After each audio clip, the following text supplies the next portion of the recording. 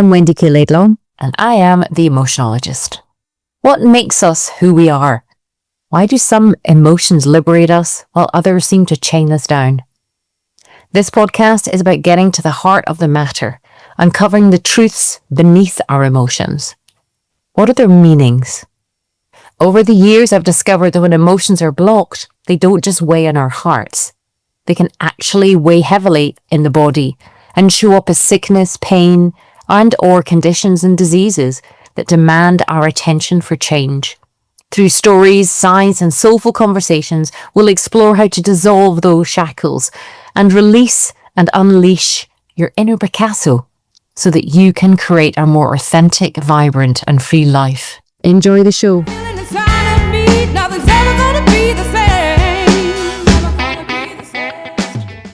Hey everyone, it's WendyKLaidlaw here, and as always, I hope that this message finds you well. I know it's been a while since I've come on and had a chat like this, and there has been a lot going on in my life, and unfortunately that tended to take priority, but you've always all been in my mind, from the endobosses to the emotionologists, all of you amazing women who have such admiration for and have either helped before or, you know, you've been listening to me.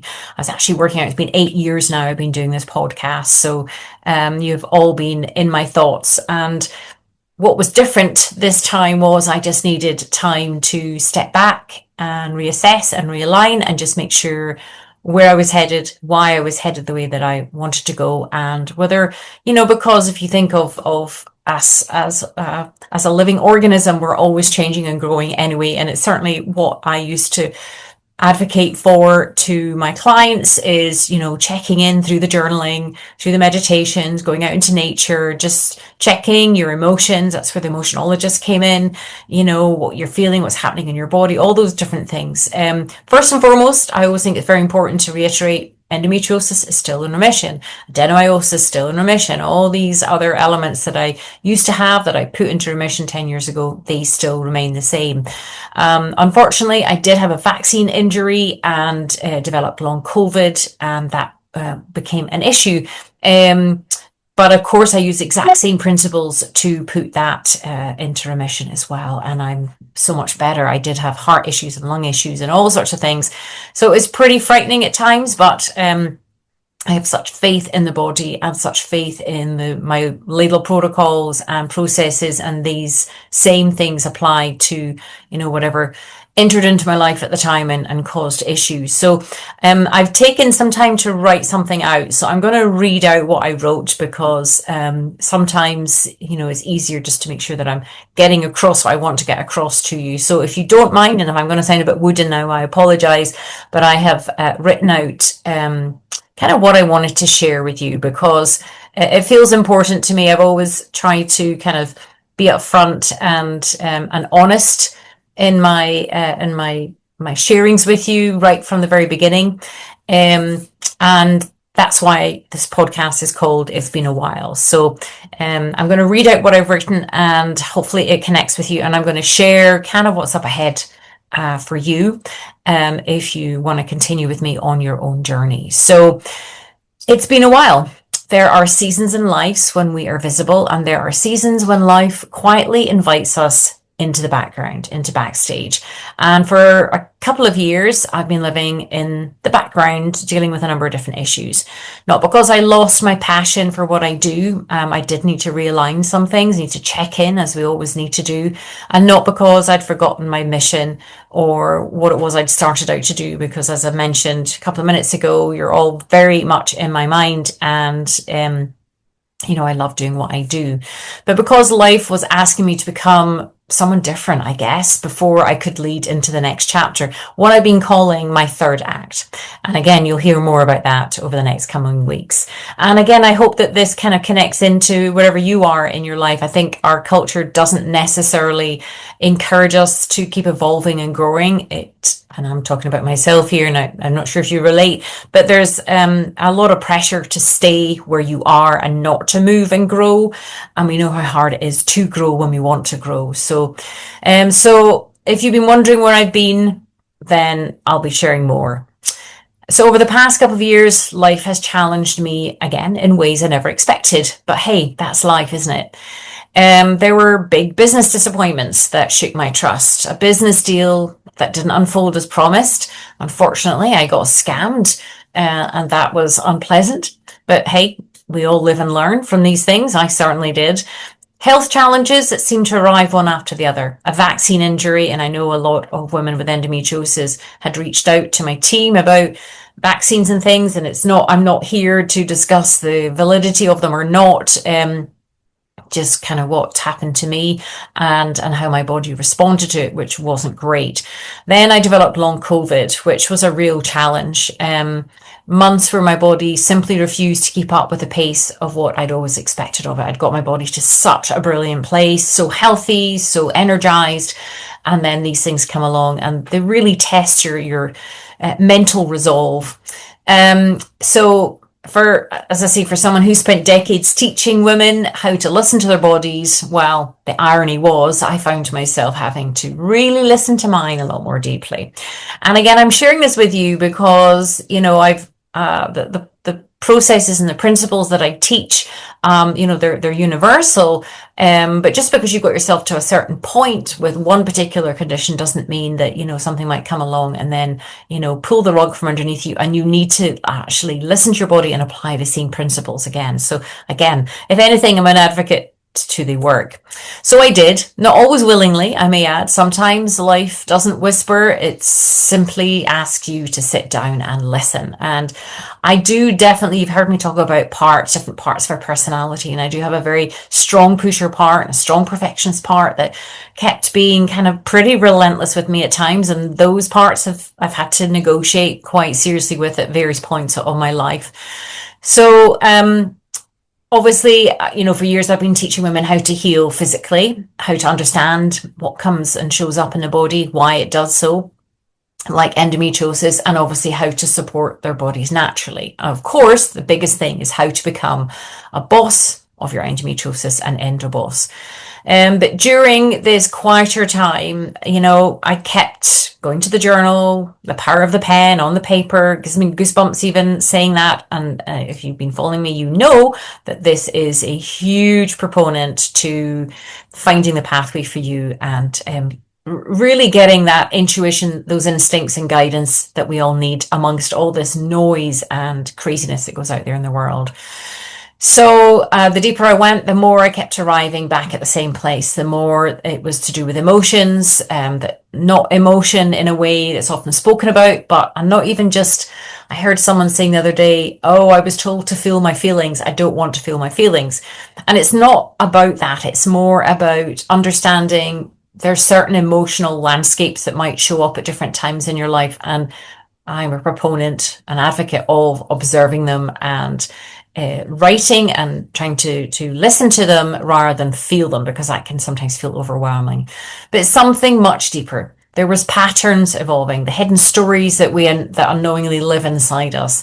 There's a kind of propensity when you really care about your work, your job, or people around about you, that you can perhaps put that energy out, because it's easier to put out than it is to come back to yourself. And because when we start to do the inside work, it can be scary, it can be challenging. So there's these emotional blueprints that live inside us that have evolved, have started from childhood to adolescence through your 20s and whatever year you're at each decade. You take in and on all these different conditioning and ways and means that you think you're doing right by everybody, and actually there's energy leaks that we don't even realize that we're carrying. So I'd realized I'd spent years helping women rebuild their house whilst becoming increasingly fascinated by the foundations underneath it. And if you've been an alumni and been on my courses, you know that emotions was a huge proponent on the healing journey. It was interlaced with all the 5 Ps: produce, product, property, people, and past. And I think one of the biggest breakthroughs that came for me was something I wrote in my journal one morning, which I call the IWT trap, the if, when, then. That quiet sort of bargaining that so many of us make, like, if I can just do this. And when I finally get that, or if this happens, or when that happens, then I'll be happy, and then I'll rest, and then I'll look after myself, and then I'll write, and then I'll travel, and then I'll allow myself more time, etc. And of course, it sounds so innocent, and it sounds very commendable in our better, faster, more now culture.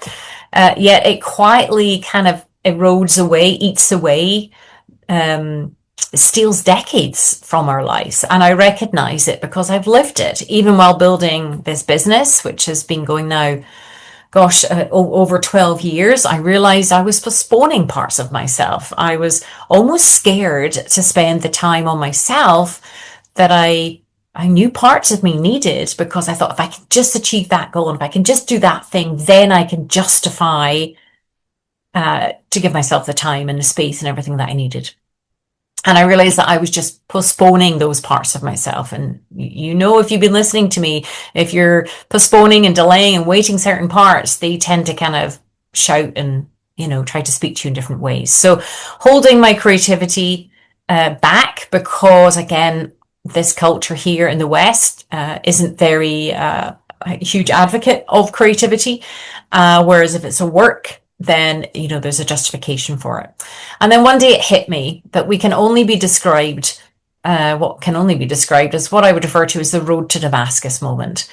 I'd slowly become someone trying to please far too many people. You know what it's like. You probably have that part in you, and it's not a bad part, but if it's in balance, it can cause a lot of, you know, a lot of anxiety, depression, you know, because you can never, when you're looking constantly externally for this validation and confirmation, then you're always kind of giving out, you're not giving back in. While quietly abandoning parts of myself in the process. So it was no wonder that, you know, long COVID stayed around as it did. Ironically, being forced to stop gave me permission to start. And I began not only doing my journaling every morning, which, as you know, I love, and it is like my best friend and my guide and whatever. And even if there was some parts of me kind of not quite taking the time to hear what was coming up in the morning, I began to write in different ways, not just business writing, but what I would refer to as soul writing. And again, get goosebumps with that. And you'll hear more about that in the next wee while, but poetry and prose and stories. And I found it a deeper layer and level to the power of the pen on paper. It allowed those parts that were still calling me to pay attention to come through. The words I carried inside me for years suddenly had room to breathe, and it felt less like creating something new and more like finally remembering who I'd always been, which again, you know, at this age and stage in my life, I'd always thought that if I could just reach this goal and do that thing, then I give myself permission. But what I was realizing was I just kept giving myself more goals and giving myself more outward, you know, aims, and never really allowing myself that time. So during this season, I realized something important about my businesses. Endometriosis will always be incredibly close to my heart, and helping women become an endoboss will always be one of my life's greatest privileges. Nothing has changed about that mission. But I also realized there was another conversation that I'd been having alongside it for years, almost hiding in plain sight, as I say. Every Endoboss member will know this. If you're listening to this, the emotional work was absolutely paramount. It was super key. The journaling, the beliefs, the patterns, the stories that we tell ourselves, the creativity and identity shifts. It wasn't just an add-on. It was woven through everything. And everything, I had to admit, eventually I had to admit, this wasn't simply supporting my endometriosis work. It was becoming its own body of work. I'd always, at the very beginning, 12 years ago, recognized the emotional component, and not to say, I guess I didn't want any woman to think I was suggesting for a second it was in their head, because it's not, but the brain-body connection, and naturally because of this highly perceptive component, this high degree of sensitivity, connectiveness, what I call perceptive powerhouses that women tend to be. They take everything in and on, and then that is how we unpick it very carefully, respectfully through the emotional work as to kind of what is really happening inside. And that's why today I'm going to be sharing that there's going to be two parallel pathways from now on. One that will continue to help women understand and transform their endometriosis naturally. And I've got some exciting new things coming up. I've been looking for a while for the right platform, the right environment that can provide the support and the community that I know women were hungry for. I just wasn't content with what there was before previously, but I have found another thing now, and I've been sitting with it for probably about 6 months, making sure that it feels right and seeing what comes up in my journal, and I feel that is awesome now. But the other asks a much broader question. What if we became curious about our emotions long before the body had to shout and scream and throw bricks at us and hit us with a truck? Long before stress became symptoms, long before the dis-ease, long before the depression, long before the burnout. What if emotions weren't problems to suppress, but messages waiting to be translated? And that's the work of what I now refer to as the emotionologist, looking beneath the surface of emotions, much like a scientist studying unseen forces at work, helping people understand the hidden patterns that have shaped their lives to this point and continue to shape their lives, helping them recognize and reconnect with themselves, helping them become unstuck. We've all been there, haven't we, where we're kind of feeling this push, pull, which invariably tend to be conflicting parts, helping people come unstuck, helping them discover what energizes them instead of what slowly drains them, instead of what slowly drains them, helping them uncover their own unique gifts, just like each snowflake that falls is a completely different design to any other snowflake, and our fingerprints are uniquely ours, helping people uncover their own creative fingerprint and what I refer to as their own inner Picasso. So this season has also transformed how I want to support people. For years, I built courses, online courses, programs, training, but increasingly I realize what people need first is community. Again, gives me goosebumps because there is many online communities, and I know that there were certain platforms that a lot of my Endoboss women and alumni felt very uncomfortable in for various reasons. And so as I say, I believe I found something now which I think is wholly aligned with how I want my community to be protected and to be seen. So more on that later. But I believe that what people need first is community. They need encouragement, conversation, they need safety. And most importantly, people need just small daily steps, like slow and small, and smooth stuff. None of this better, faster, more, crazy, yesterday sort of stuff, this pressure, but a place to belong so they can come together and feel they can take a breath. They can feel there's people there giving them, celebrating their wins, their cheerleaders, etc. So that's why I've been creating a new home for this community. And I'm going to leave that in suspense, and you'll find out more about that in a minute. And it's not just simply another platform. It's a very special place. It's somewhere where future Endobosses can encourage one another, ask questions, celebrate progress, and receive practical guidance as we move forward.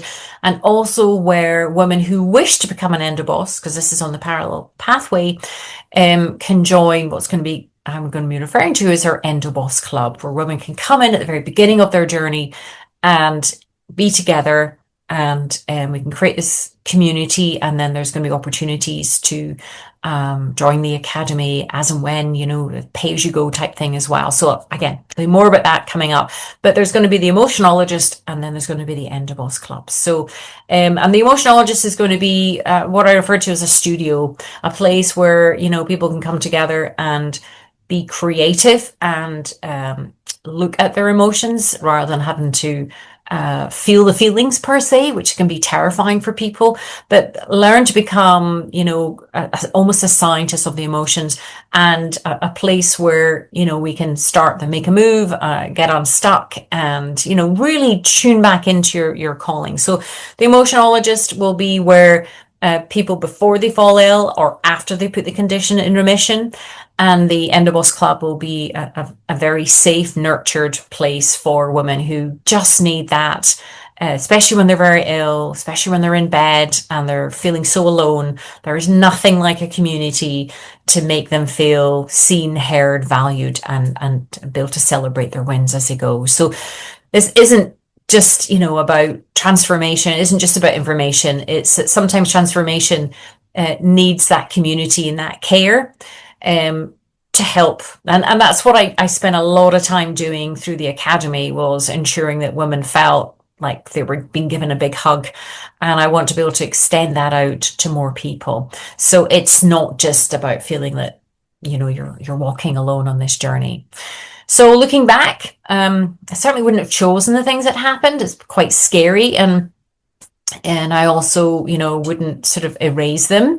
I wouldn't obviously choose to have them again because every challenge quietly redirected me back to kind of what I felt was in my heart, which was feeling more authentic about the emotionologist. That really felt upfront and important to me. But I certainly don't want any woman with endometriosis to feel that I've abandoned them or forgotten them. I needed to find a way where I could hold both. What I'm referring to is my train tracks. I've got 2 tracks now, and which beautifully complement each other, but they had to be separate because I think when you're in the throes of great pain and suffering with a medical condition like endometriosis or adenomyosis, the last thing that you're really thinking about at that point is emotions. Whilst it'll still be very important and threaded through the Endoboss Club, I also felt it was very important to try and look at a prevention element if possible, by helping women address the key elements that tend to come up when they're going through the Endoboss journey, which, the different areas of life, from where they're living, in their relationships, their work, all these different things that can impact the body in such a way, and then sort of have that as another option, as an aspiration once the Endoboss has achieved their result, to have another community to go into when they need to. So it has reminded me that life isn't asking us to become someone else.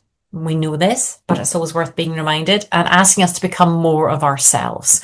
And I think depending on your country and your culture and your background, sometimes, especially as a woman, you can have a lot of negativity projected onto you, a lot of shame that isn't actually yours, that you're carrying around. And I guess that is always at the core essence of the work that I do with the Endoboss women, and of course the emotionologist, is helping people come back to who they truly are at their core, helping them, guiding them, teaching them to come in and listen to their instincts and intuition, which is a whole heck of a lot harder than it might sound. But see, when you find that pathway in, it's glorious. And that is perhaps the greatest healing of all. So if you're wondering where I've been coming home to myself, as they say, and I have a feeling, and the most meaningful chapters are only just the beginning. So if you're new here, if you're listening for the first time, please do go back and listen to their podcast, because my aim again is to have interesting people that are going to be inspiring coming on. I've got a lot to share that I find that light me up and inspire me. And I hope that this has provided some context for you if you've been wondering, like, what's happened to Wendy, number one, and number two, what's happened to heal endometriosis naturally? How has it become the emotionologist? It's still there, but I think the blanket round the endometriosis is there's more there than just meets the eye. You're not just a body, you are a spiritual being in a body. And I suspect if you have the condition, I would say 99% of the women that do tend to be incredibly sensitive and perceptive, as I've said, and have learned, for safety or otherwise, as a child, to internalize everything, and haven't been taught how to protect that beautiful, sensitive energy. So I've got a couple of interviews coming up over the next couple of months, which I'm excited about. And I'll also be sharing about some new community elements too, which I'm excited about too. it's very important to me that I know when I never forget my journey, and I know when people are at different points, their confidence might be knocked, they might be truly scared, frightened, terrified.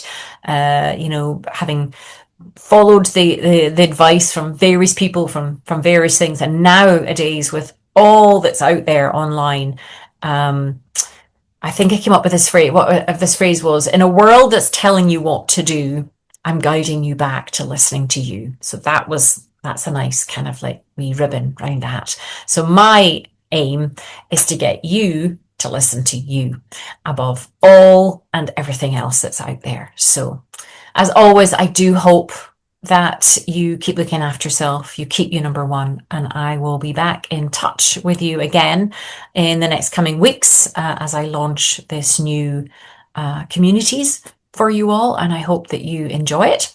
And until then, look after yourself. Bye. So until next time, trust your soul, follow your heart, and let your instincts play their part.